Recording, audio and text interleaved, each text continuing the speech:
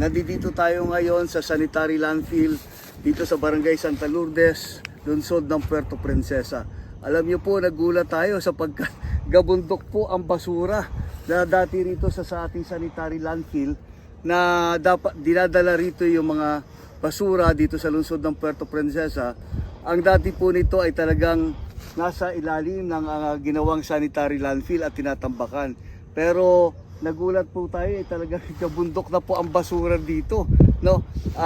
Hindi ko po akalain ganito na yung mangyayari sa ating sanitary landfill. Mabuti na lamang po at meron ng bagong sanitary landfill, yung phase 2. Mabuti na lamang po at may natapos na itong phase 2 ng ating sanitary landfill dito. Makikita nyo po sa aking gawing likuran. At ito po ay nagagamit ngayon, kaya medyo nabawas-bawasan na yung mga gabundok na basura dito. Alam niyo po ba na ang gumawa ng phase 2 ng sanitary landfill na ito na nakatapos ay pangalawang contractor na, sapagkat ang unang contractor ay pumalpak na naman. Ito po yung GS Max pa rin, na ayon sa COA Observation Report ng 2023, sila naman ay nakaka-advance na ng 7 million pesos at sila po ang dapat gumawa ng mga liner dito sa ating sanitary landfill at mga pipes. Ngunit wala po silang nagawa. Kaya ang sabi ng COA, dapat ipabalik rin ng city government yung 7 million pesos na nakas-advance ng GS Max para sa kontratang ito.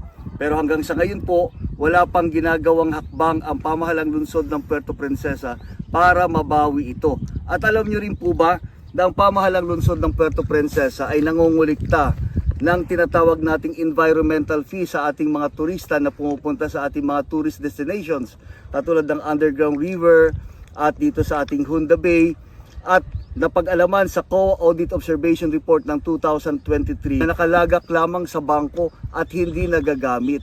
Bukod pa po ito sa bilyon-bilyong pondo ng pamahalang lungsod ng Puerto Princesa. Kaya ang panawagan po natin sa pamahalang lungsod ng Puerto Princesa, lalong-lalo na po sa kasalukuyang mayor, sana po gumawa na ng isang modernong sanitary landfill ang lungsod ng Puerto Princesa, sapagkat kilala po tayo bilang pinakamalinis na lungsod sa buong Pilipinas. Ngunit sana po ma-improve natin, sapagkat moderno na po dapat ang ating gagawing sanitary landfill.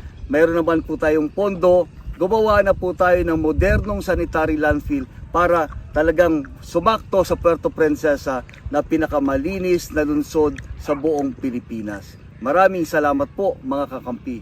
Mabuhay po tayong lahat.